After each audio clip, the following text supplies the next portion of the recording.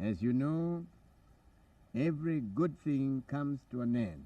It's 1964. Kenya is fresh from independence and is trying to stand on its own 2 feet. A lot is being put in place, and reasonable grandparents are grabbing land and creating generational wealth, while the rest are, well, making the generations. Cities are becoming crowded way too quick, and Kenya Bus Service, KBS, the government's own vehicles, can't keep up. By the way, if you need a story on KBS, leave a comment down below. So what's the solution? Hustlers with pickups chip in and say, "Situpige hustle na that soon." And just like that, they're in business. A few months go by and everybody agrees that the standard charges for fare is 3 cents per trip. And this is exactly where Matatu gets its name. Fast forward a little bit to 1973. By this time, the then president, Jomo Kenyatta, realizes that this might actually be a thing. And a law is passed to make it legal to own and operate a private Matatu in Kenya. The parliament then must have been very smart, I guess, not like the current one. And here's where things get wicked. The new private owners begin competing with the government, hence go for smaller 14-seater vehicles. Any reasonable Gen X or millennial will tell you that those days, before we figured out the Toyota Hiace Shark, Combi van was the king of 14-seaters and it could carry anything, anywhere. Fuel prices begin to increase and Matatu owners respond by moving to high-capacity buses, and these ones gradually replace the government buses. You know the reliability of government things, -6. And with a free market, prices alone are not enough to attract customers, especially the youth. Investors have to think deeper, and so they start with the installation of music. And trust me, when I say music, it's not the type that Zuchu makes. Music was indeed music.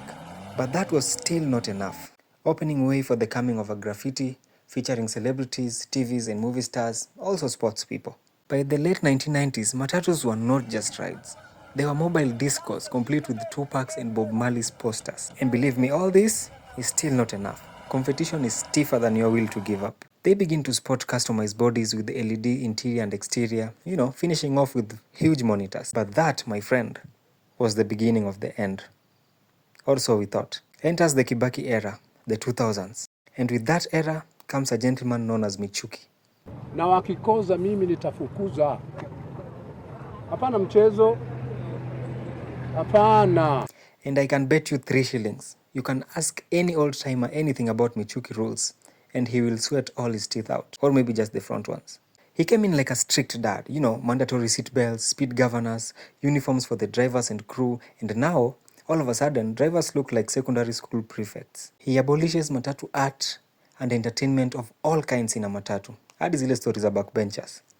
He even forces every matatu to have route numbers sticked on the windshield. In simple terms, let's just say that during this time, the transport sector received the biggest hit ever known to patriots. But Kenyans are indeed who you think they are. Graffiti went underground, speakers got hidden, and somehow, 14-seater matatus still ended up carrying 72.5 passengers. And just like your toxic relationship, everything with a beginning has an end.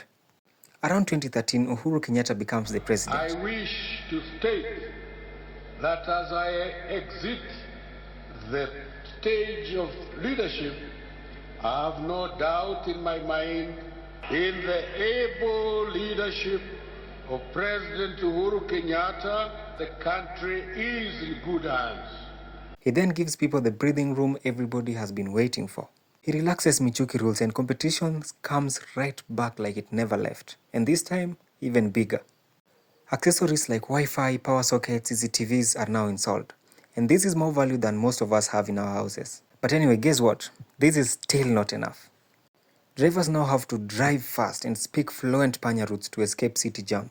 How to get out of trouble with the police becomes a skill you need to have in your CV. If not, then you should know the meaning of the word chai. Fast forward to today, and Nairobi matatus are officially tech boxes on wheels.